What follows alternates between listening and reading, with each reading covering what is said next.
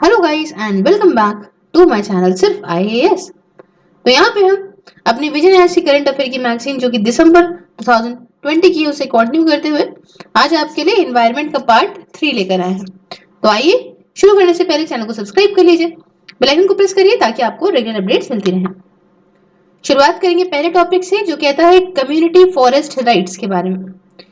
News में क्यों रहा है समझते हैं कि रिसेंटली मोटा भाई ने मतलब मिनिस्ट्री ऑफ ट्राइबल अफेयर्स ने यहाँ पे ड्राफ्ट करी एक बढ़िया तरोताजा गाइडलाइंस जो कि आपकी कम्युनिटी फॉरेस्ट राइट्स के लिए और हैबिटेट राइट्स के लिए होने वाली है। जानते हैं न्यूज के बारे में कुछ और बात। तो मिनिस्ट्री ऑफ ट्राइबल अफेयर्स मतलब मोटा ने यहाँ पे एक कमेटी बनाई थी। कमेटी के हेड थे एनसी सक्सेना। ये कमेटी यहाँ पे एग्जामिन कर रही थी और रिकमेंड कर रही थी गाइडलाइंस कि किस तरह से मैनेजमेंट और गवर्नेंस करी जाए कम्युनिटी फॉरेस्ट रिजर्व की, ताकि यहाँ पे इनका एक सस्टेनेबल यूज हो और यहाँ पे जो लाइवलीहुड सिक्योरिटी है इस फॉरेस्ट ड्वेलिंग कम्युनिटीज की कि भैया जो लोग इस फॉरेस्ट के चीजों पे ही जिंदा हैं, अपने जीवन यापन करते हैं, उनकी भी लाइवलीहुड सिक्योरिटी रहे। तो इसके लिए बनाई गई थी। इसके पहले की बात है जब 2016 में ये कम्युनिटी फॉरेस्ट राइट गाइडलाइंस को बनाया गया था मिनिस्ट्री ऑफ ट्राइबल अफेयर्स के द्वारा और उस समय कंसल्ट किया गया था ministry of environment forest and climate change के साथ में। हालांकि गाइडलाइंस ने काफी क्रिटिसिज्म फेस करी, बहुत सारी दिक्कतें इन्होंने झेलनी पड़ी कई सारे ट्राइबल ऑर्गेनाइजेशन के सामने, क्योंकि इनको लगा कि गाइडलाइंस जो है वो काफी टेक्निकल है, अनक्लियर है और इनका ये मतलब साफ साफ नहीं बताती कि आखिरकार रोल और रिस्पॉन्सिबिलिटी क्या होगी ग्राम सभा की। एक दूसरी कमेटी जिसको हेड कर रहे थे यू HRUSIKESH ऋषिकेश पांडा, ठीक है। ये कमेटी ये बनाई गई जिन्हें ये हेड कर रहे थे और इन्हें काम दिया गया कि आप भी गाइडलाइंस बनाइए जिससे आप मैनेज करिए हैबिटेट राइट्स को। ये यहाँ पे रिव्यू करती है habitat rights, particularly vulnerable tribal groups के PVTGs। जानते 2019 में यूपीएससी ने इसका क्वेश्चन भी पूछा था। तो यहाँ पे रिव्यू करती है राइट्स वगैरह जो भी पर्टिकुलरली वल्नरेबल ट्राइबल ग्रुप्स के और सीजनल रिसोर्स एक्सेस जो कि नोमैडिक और पैस्टोरलिस्ट कम्युनिटी का है in at least 5 states, at least 5 state में रिव्यू करती है सबको जितने हक वगैरह है इसमें। अब बात करेंगे कि भाई ये कम्युनिटी फॉरेस्ट राइट्स होते क्या है समझते हैं। देखिए schedule forest sorry scheduled tribes and other tribal forest dwellers recognition of forest rights act जो कि 2006 का है, या आप कह सकते हो फॉरेस्ट राइट्स एक्ट 2006 का।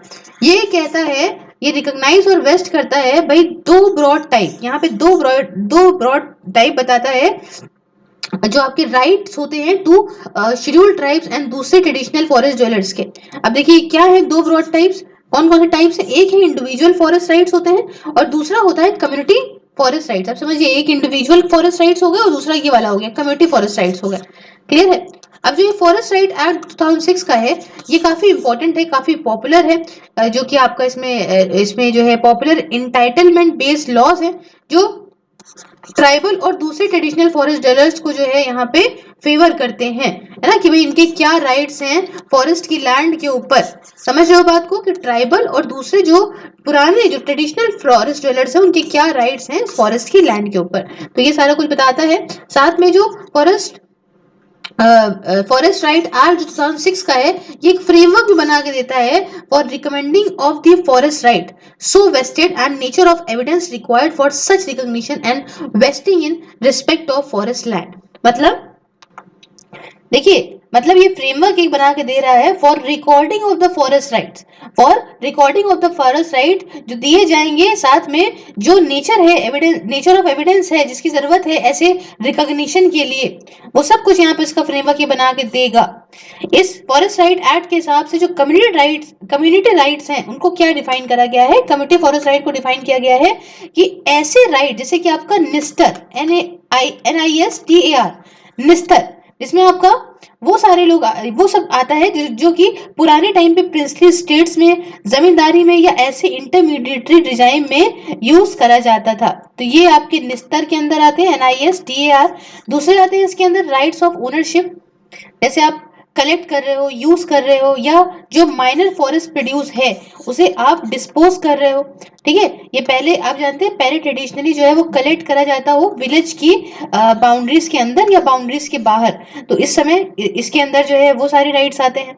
उसके बाद कुछ दूसरे कम्युनिटी राइट्स आते हैं कि यूजर्स के, है ना, या एंटाइटलमेंट, जैसे कि फिश की बात हो गई, दूसरे कुछ प्रोडक्ट जो कि वाटर बॉडीज से निकलते हैं उनकी बात हो गई, या ग्रेजिंग आपकी, जैसे चाहे सेटल्ड हो चाहे आपका ट्रांस ह्यूमन ग्रेजिंग हो, या ट्रेडिशनल सीजन रिसोर्स एक्सेस हो गया जो भी नोमैडिक या पैस्टोरलिस्ट कम्युनिटीज का होता है, जो गैया वैसी पालते हैं जैसे उधर जाते हैं उन लोगों का, तो ये सब इसके अंदर आता है। उसके साथ rights including community tenures of habitat and habitation, जो कि प्रिमिटिव ट्राइबल ग्रुप्स का या प्रिमिटिव प्री एग्रीकल्चर कम्युनिटीज का हो, या फिर rights of settlement and conversation of all forest villages, जैसे आपका हो गया पुराना जो ओल्ड हैबिटेशन है या अनसर्वेड विलेजेस हैं, ठीक है, जो ट्रेडिशनली मतलब पहले टाइम पे प्रोटेक्ट या फिर कंजर्व करते थे, कंजर्व करे गए थे सस्टेनेबल यूज के लिए। या इसके अंदर आता है ऑटोनोमस रीजनल काउंसिल, या आप कह सकते हो जो कि और which are accepted as rights of tribal under any traditional और customary law of the concern tribes of the state, या फिर ऑटोनोमस आपका देखिए जो भी एक समझिएगा इसके अंदर ये भी आता है कि राइट्स जो कि रिकॉग्नाइज करे गए हैं किसी भी स्टेट लॉ के अंदर या किसी भी लॉ के अंदर जो कि ऑटोनोमस डिस्ट्रिक्ट काउंसिल के अंदर आता हो या ऑटोनोमस रीजनल काउंसिल के अंदर आता हो, या ऐसा कुछ भी लॉ जो कि एक्सेप्ट करा गया हो एक राइट्स के तौर पे जो भी करे गए हो ट्राइबल्स के, या कोई ट्रेडिशनल या कस्टमरी लॉ के अंदर आता हो जो कि पर्टिकुलर ट्राइब्स के हैं उस स्टेट के अंदर। अब जो राइट ऑफ एक्सेस है, right of access to biodiversity and community right जो भी है इंटेलेक्चुअल प्रॉपर्टी के लिए, या आप ट्रेडिशनल नॉलेज रिलेटेड कह लीजिए बायोडाइवर्सिटी, या कल्चरल डाइवर्सिटी कह लीजिए, या कोई दूसरा ट्रेडिशनल राइट कस्टमरली जो कि भाई पहले टाइम से फॉरेस्ट ड्वेलिंग ये आपका शेड्यूल ट्राइब एंजॉय करते हो, या दूसरे कोई ट्रेडिशनल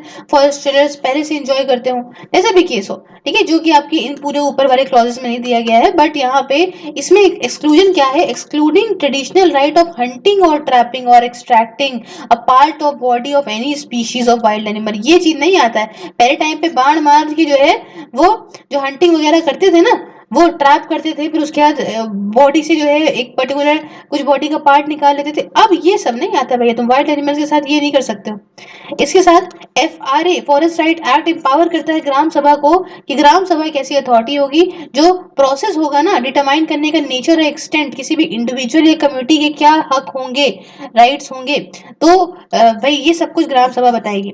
और साथ में जो ड्राफ्ट गाइडलाइंस है इस कम्युनिटी फॉरेस्ट राइट्स के लिए ये जल्दी ही रिलीज करी गई है। इनका एम ये है कि हम एम्पावर करें इस ग्राम सभा को कि वो अच्छे तरीके से मैनेज और कंजर्व करे कम्युनिटी फॉरेस्ट राइट्स को उन एरियाज में, ताकि यहाँ पे सस्टेनेबल तरीके से जो है आगे चीजें चल सके। अब बात आती है कि आखिरकार भाई क्या है ये गाइडलाइंस कम्युनिटी फॉरेस्ट राइट्स के लिए।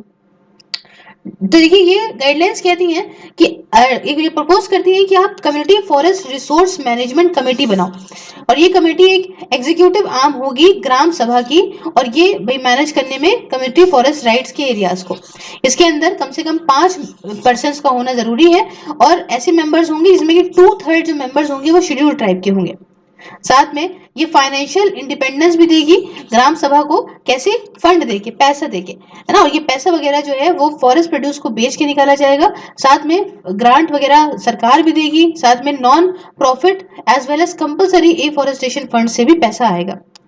फर्दर आप ग्राम सभा को और पावर दे सकते हो कि यहाँ पे सारी कमेटीज को एक साथ लेकर आए, जिससे जो सारी कमेटीज प्रोटेक्शन के लिए हैं, वाइल्ड लाइफ, फॉरेस्ट और बायोडाइवर्सिटी के लिए, साथ में कैचमेंट एरियाज हो गया, वाटर रिसोर्सेज हो गए, दूसरे इकोलॉजिकल सेंसिटिव एरियाज हो गए जो कि लोकेटेड है इन ट्रेडिशनल राइट्स के भीतर।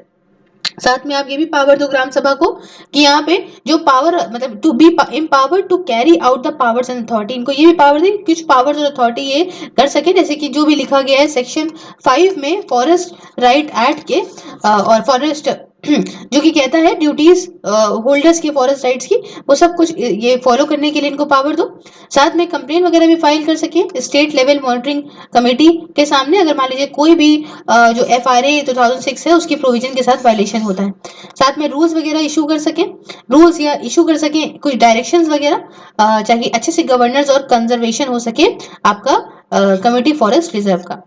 उसके साथ ये अप्रूव कर सके, मॉडिफाई कर सके कम्युनिटी फॉरेस्ट राइट्स को, कंजर्वेशन और मैनेजमेंट प्लान को प्रॉपर इसका कर सके, जो कि प्रिपेयर और सजेस्ट करा गया है CFRMC के द्वारा। ठीक है, इतनी बात आपको समझ में आई। CFRMC क्या होता है भाई? Community forest resource management committee, तो इनके द्वारा। खैर, अब कुछ बात करते हैं हैबिटेट राइट्स के बारे में। अगर आपने देखा होगा विजन आईएएस में राइट साइड में दिया है हैबिटेट राइट्स, क्लियर है? तो हैबिटेट राइट्स जो कि FRA 2006 के अंदर आते हैं, ये दिए जाते हैं पर्टिकुलरली वल्नरेबल ट्राइबल ग्रुप्स को, PVTG को। और सेक्शन 3 सब सेक्शन 1 पार्ट ई जो है FRA का, ये मेंशन करता है राइट्स के बारे में, जिसमें आपका कम्युनिटी टेन्योर्स और ऑफ हैबिटेट एंड हैबिटेशन आता है। किसके लिए?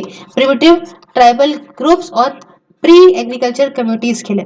हालांकि जो ये FRA है, क्लियर नहीं है किस तरह का हक दिया जाएगा, और गाइडलाइन जो है आपके हैबिटेट राइट्स को लेके कोशिश करती हैं कि ये इसको दिक्कत दूर करें और एक डिस्टिंक्शन प्रोवाइड करें हैबिटेट राइट के बीच में और कम्युनिटी फॉरेस्ट राइट के बीच में। ठीक है, हैबिटेट राइट क्या होते हैं, कम्युनिटी फॉरेस्ट राइट क्या होते हैं, इनके बीच में डिस्टिंक्शन दें। जो CFR है, मतलब जो कम्युनिटी फॉरेस्ट राइट है, वो ज्यादा इंपॉर्टेंट होते हैं, जो भी आपकी कम्युनिटीज की मटेरियलिस्टिक नीड होती है उनको फुलफिल करने के लिए, जैसे कि भाई इनके जीने वगैरह के लिए। वह जो हैबिटेट राइट होते हैं उसमें ये होता है भाई, इनका पूरा स्पिरिचुअल कनेक्शन होता है, दैवीय कनेक्शन होता है, ईश्वर से कनेक्शन होता है, या भाई कम्युनिटी जो भी फील करती है उस लैंडस्केप के अंदर, ये होता है। अब बात करें ड्राफ्ट गाइडलाइंस क्या है इस हैबिटेट राइट की। तो जो ड्राफ्ट है भाई, ये कहता है कि जो हैबिटेट है वो ऐसी प्लेसेस होंगी जहां पर ट्राइबल और दूसरे ट्रेडिशनल फॉरेस्ट ड्वेलर्स जो हैं उनका कोई एशियंट कनेक्शन है, स्पिरिचुअली या कल्चरली या आपके सोशली, है ना। जैसे आपका मान लीजिए वहां पे कोई बरियल ग्राउंड है उनका, या वहां पैदा हुआ बर्थ प्लेसेस हैं, या टेम्पल्स हैं, या डीटीज है, मतलब ईश्वर की कोई मूर्ति रखी है, या लाइवलीहुड मैटर, जैसे कि इन सबको आप इतिहास में लोग यूज करते हो फॉरेस्ट प्रोड्यूस कलेक्शन के लिए, फिशिंग के लिए तब से यूज करते आ रहे हैं, सीजनल कल्टीवेशन यहाँ होता है, या आपका कलेक्शन होता है मेडिसिनल प्लांट का।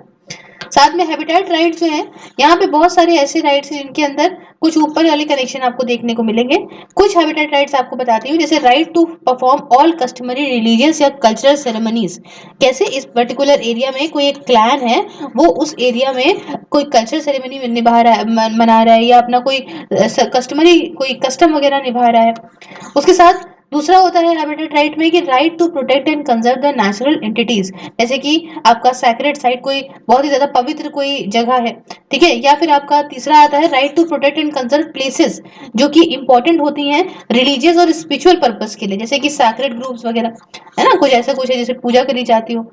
उसके बाद कुछ ऐसी प्रैक्टिस जो कि है right to practice traditional cultivation system, या भाई जो इतिहास से आप जैसा कल्टीवेशन सिस्टम यूज करते आ रहे हैं उसको भाई यहाँ पे आप अभी प्रैक्टिस कर सकते हैं, ठीक है, सीजनल रिसोर्स यूज वगैरह जैसे होता है। उसके बाद हैबिटेट राइट्स, इसमें हैबिटेट राइट्स में यहाँ पे एक्सक्लूड है, मतलब ये एक चीज हटी हुई है, कोई भी ट्रेडिशनल राइट हंटिंग का या ट्रैपिंग का या कोई बॉडी पार्ट को निकालने का किसी भी स्पीशी के वाइल्ड एनिमल के, ये मैंने आपको बता दिया। अब बात आती है कि आखिरकार ये राइट्स इंपॉर्टेंट क्यों हैं बच्चों। तो पहली बात तो ये कि forest conservation management and governance अपना खुद का नॉलेज सिस्टम यूज करके, इंस्टीट्यूशन वगैरह को यूज करके और इन सबको एक साथ ला के मॉडर्न साइंटिफिक नॉलेज के साथ, समझ रहे हैं, तो ये यहाँ पे इस तरह से मैनेजमेंट होता है। साथ में दूसरा, लाइवलीहुड की सिक्योरिटी मिलती है। कैसे? इनको राइट दिए जाते हैं कलेक्शन और सेल जो नॉन टिम्बर फॉरेस्ट प्रोड्यूस का है उसके, जैसे कि माइनर फॉरेस्ट प्रोड्यूस हम लोग बोलते हैं, इसमें टिम्बर नहीं आता, बाकी सब बेच बाच के जो पैसा मिलता है इससे इनको पैसा मिल जाता है, ये अपनी लाइवलीहुड अपनी जिंदगी जीते हैं। उसके बाद influencing decision making in democratic decentralisation by gram sabha. अब ग्राम सभा को वगैरह अगर पावर दे दोगे तो डिसेंट्रलाइजेशन कर रहे हो ना आप, सेंट्रलाइज, फिर उसके बाद स्टेट गवर्नमेंट, फिर और नीचे आ गए, फिर और नीचे आ गई, तो नीचे ग्रास रूट लेवल पे काम हो पाएगा।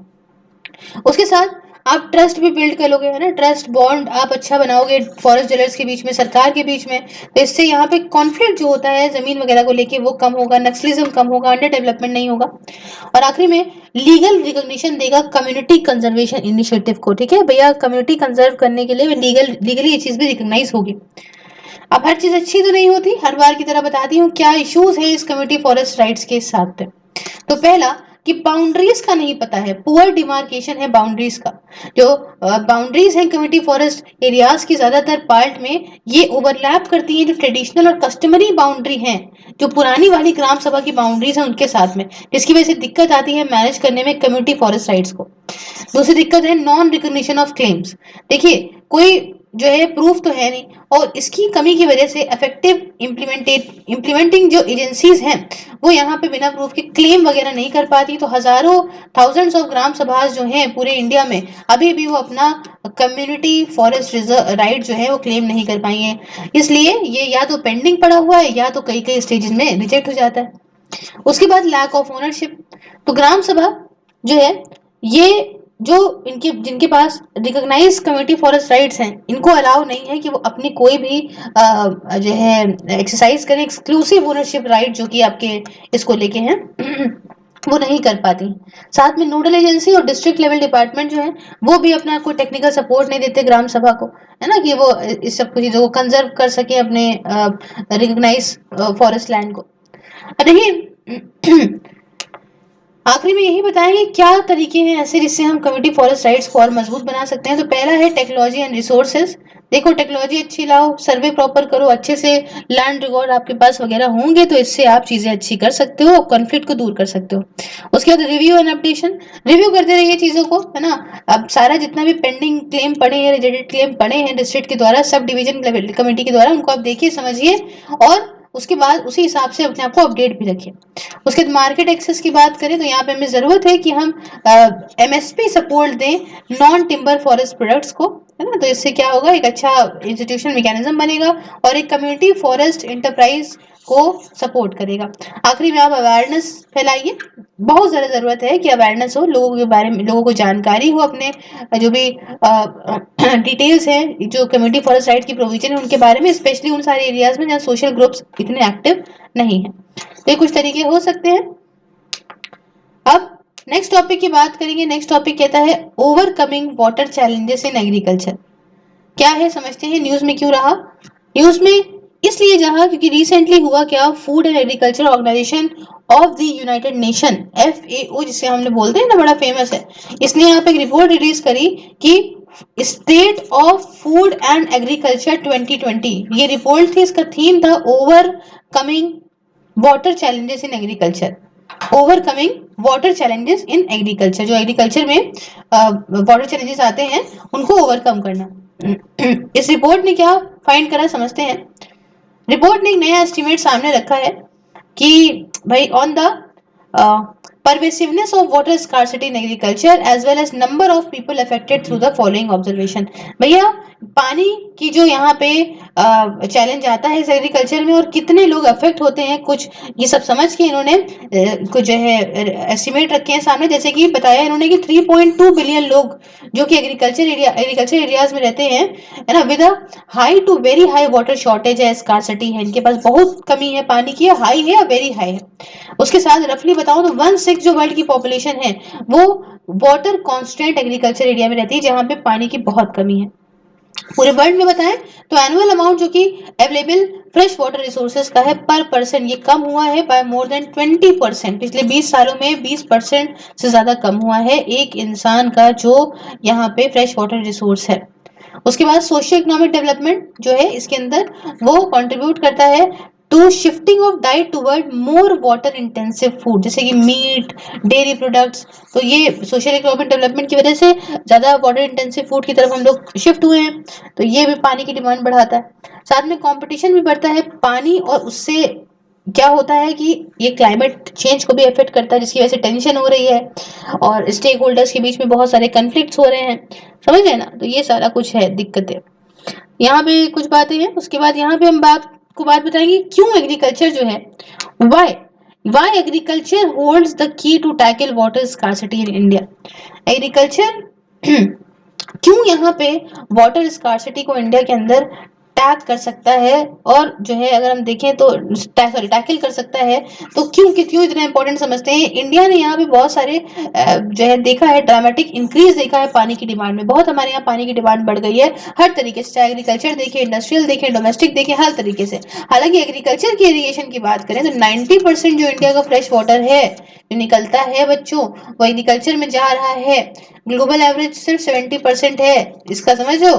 और 2000 से लेके सन 2000 से लेके 2017 तक इंडिया का जो ग्राउंड वाटर डिप्लीशन हुआ है बहुत बढ़ गया है, 23% से और बढ़ गया 17 सालों में।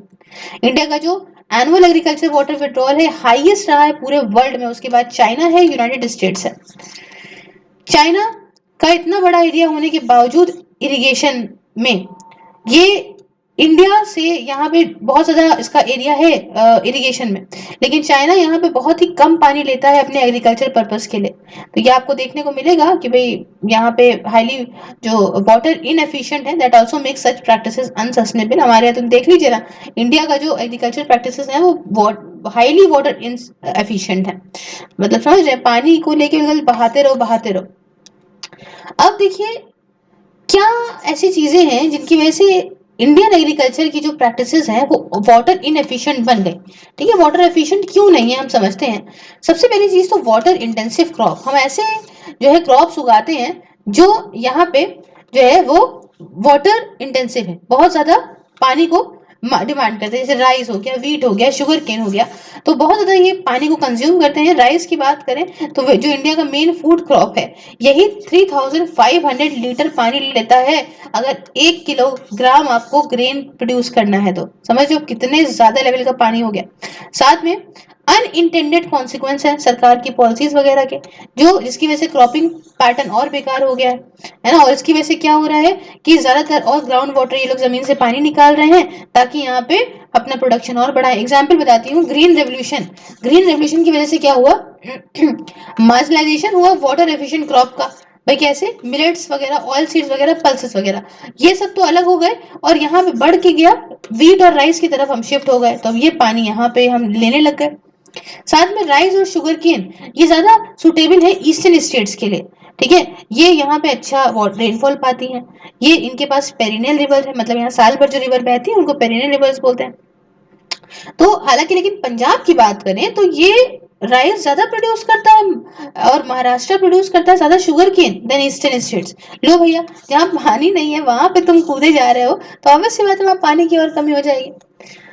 दूसरी दिक्कत ये है कि सॉइल की कमी है ना। Degradation of soil in green revolution belt reduce the water productivity. जो ये सॉइल बेकार हुआ है जो क्वालिटी में अपनी, ये ग्रीन रेवोल्यूशन बेल्ट में अपनी ऊपर वाली जो हिस्सा है हमारा पंजाब हरियाणा वाला, तो इसकी वजह से वाटर प्रोडक्टिविटी और कम हुई है।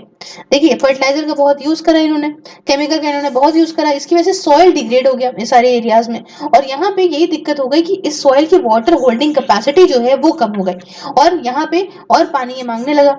वो एग्जाम्पल बताऊं तो पंजाब जो है इसको 2 से 3 गुना ज्यादा पानी की जरूरत पड़ती है अगर आप देखो भाई चीज बिहार के कंपैरिजन में या वेस्ट बंगाल के कंपैरिजन में। अगर 1 किलो मान लीजिए इनको उगाना है राइस बिहार में या वेस्ट बंगाल में, तो जितनी पानी की जरूरत पड़ेगी उससे 2 से 3 गुना ज्यादा पानी की जरूरत पंजाब में पड़ेगी, समझ लीजिए। उसके ट्रेडिशनल इरिगेशन प्रैक्टिसेस, तो ज्यादातर जो फार्मर्स की जो प्रैक्टिस जो फार्मर्स हैं वो फ्लड इरिगेशन को फॉलो करते हैं, है ना, ये मेथड यूज करते हैं। वो सिर्फ 50% ही जो है वाटर यूज एफिशिएंसी होती है इसकी। और आखिरी में दिक्कत है पुअर कंजर्वेशन ऑफ वाटर। देखिए सेंट्रल वाटर कमीशन के हिसाब से इंडिया रिक्वायर करता है at most 3000 billion cubic metre of water annually and यहाँ पे 4000 billion cubic metre of rain पाता है। हालांकि इंडिया यहाँ पे सिर्फ और सिर्फ 8% अपने एनुअल रेनफॉल का बचा पाता है, कैप्चर कर पाता है। देख रहे हो बाढ़ आती है सब खत्म हो जाता है और ये लोवेस्ट है पूरे वर्ल्ड में। इसके साथ 80% जो कि पानी है जो कि हाउस होल्ड में जाता है, ये जो है या तो इसमें गंदगी हो जाती है या पोल्यूशन हो जाता है, हमारी वाटर बॉडीज में करता है, एनवायरमेंट में करता है, ये गलत है। अब बात आती है कि क्या कर सकते हैं, मतलब what is being done by government to overcome the water challenges in agriculture. क्या सरकार करेगी और क्या करी है। पहली चीज तो प्रधानमंत्री कृषि सिंचाई योजना लेकर आई थी। ये क्या थी, एक स्कीम थी मिनिस्ट्री ऑफ एग्रीकल्चर की, भाई क्या आप फार्मर के साथ मिलिए, है ना। और इसका दिमाग ये था कि भाई यहाँ पे हम कुछ ऐसा करेंगे, कुछ ऐसे कदम उठाएंगे जिससे प्रोटेक्टिव इरिगेशन लाए सारे ही एग्रीकल्चर फार्म्स के लिए हमारे कंट्री में। मतलब समझते हो, यहाँ पे हर खेत को पानी उन्होंने कहा था।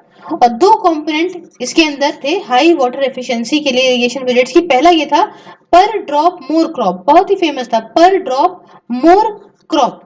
इसमें ये था कि इसमें फोकस हो रहा था माइक्रो इरिगेशन सिस्टम पे, जैसे स्प्रिंकलर लेकर आएंगे, ड्रिप इरिगेशन एक्सपेंसिव होता है लेकिन यहाँ ड्रॉप बाय ड्रॉप प्लांट को मिलता है, पिवट्स, रेन गन्स वगैरह लाएंगे, जिसकी वजह से क्या होगा कि फार्मिंग बढ़ेगी, वाटर अवेलेबल रहेगा और टारगेट मैटर में दिया जाएगा पानी। ठीक है, जितना जिसको चाहिए बस उतना ही पानी मिलेगा, फालतू नहीं। और दूसरा जो इसके अंदर प्रधानमंत्री कृषि सिंचाई योजना के अंदर था, वो था वाटर शेड डेवलपमेंट कंपोनेंट। ये क्या था, इसका कंपोनेंट कौन सा था, ये कंपोनेंट में ये था कि हम इफेक्टिव मैनेजमेंट करेंगे जो रन ऑफ वाटर होता है, साथ में सॉइल और मॉइस्चर कंजर्वेशन भी और इम्प्रूव करेंगे एक्टिविटी, जैसे कि रिज एरिया ट्रीटमेंट हो गया, ड्रेनेज लाइन ट्रीटमेंट हो गया, रेन वाटर हार्वेस्टिंग हो गई, इन सीटू मॉइस्चर कंजर्वेशन हो गया, या दूसरी जो भी चीजें होती हैं वाटरशेड बेसिस पर। उसके बाद सरकार ने भाई माइक्रो इरिगेशन फंड लेकर आया। उसमें क्या था, माइक्रो इरिगेशन फंड करीब 5,000 करोड़ रुपए का बनाया गया, जिसमें national bank of agriculture and rural development मतलब नाबार्ड के अंदर कि ये यहाँ पे जो है नाबार्ड ये क्या करता है, ये पैसा वगैरह देता है प्रधानमंत्री कृषि सिंचाई योजना को। ठीक है, या पर ड्रॉप मोर क्रॉप को। एम ये था कि हम लोन्स वगैरह देंगे राज्य की सरकारों को ताकि वो स्पेशल इनोवेटिव प्रोजेक्ट लेकर आए। उसके सरकार लेकर आई जल शक्ति अभियान, एक कैंपेन ये था water conservation and water security के लिए, इसे मिनिस्ट्री ऑफ जल शक्ति ने लॉन्च किया था। कैंपेन में ये था कि सिटीजन जो जनता है पार्टिसिपेट करे 5 इंपॉर्टेंट वाटर कंजर्वेशन एरियाज में, जैसे कि पहला रेन वाटर हार्वेस्टिंग हो, दूसरा आपका जो है वो renovation of traditional and other water bodies मतलब टैंक्स वगैरह, तीसरा आपका reuse of bore well recharge structure, उसके बाद आपका वाटर शेड डेवलपमेंट हो, उसके बाद इंटेंसिव एफॉरेस्टेशन। उसके बाद सरकार लाई crop diversification promotion of millets. Crop diversification मतलब क्रॉप अब एक ही पर डिपेंड कर रहे हो व्हीट और राइस पे, उससे हटो। ऐसे मिलेट जैसे कि जवार, बाजरा, रागी या कुछ छोटे मिलेट्स एक साथ मिलके, जिसे आप लोग न्यूट्री सीरियल्स कहते हो क्योंकि इनमें काफी ज्यादा माइक्रो न्यूट्रिएंट्स होते हैं, इसलिए न्यूट्री सीरियल्स को बोलते हैं। तो ये सारा जो है, ये सारे climate smart crops crop resilient होते हैं क्लाइमेट चेंज के लिए, मतलब ये पानी इतना ज्यादा यूज नहीं करते, इसलिए आप कुछ कदम उठाई जिससे इसका प्रमोशन हो सके, कल्टीवेशन हो, कंजम्पशन हो, ताकि यहाँ पे हम लोग व्हीट और राइस पे डिपेंडेंस थोड़ा कम करें। इसके लिए ministry of agriculture and farms welfare ने 600 करोड़ रुपए की स्कीम को यहाँ पे रन किया था कि हम एरिया प्रोडक्शन और यील्ड कैसे बढ़ा सकते हैं न्यूट्री सीरियल्स का। साथ में मिनिमम सपोर्ट प्राइस जो कि मिलेट्स के ऊपर है वो भी बढ़ाया गया इस साल।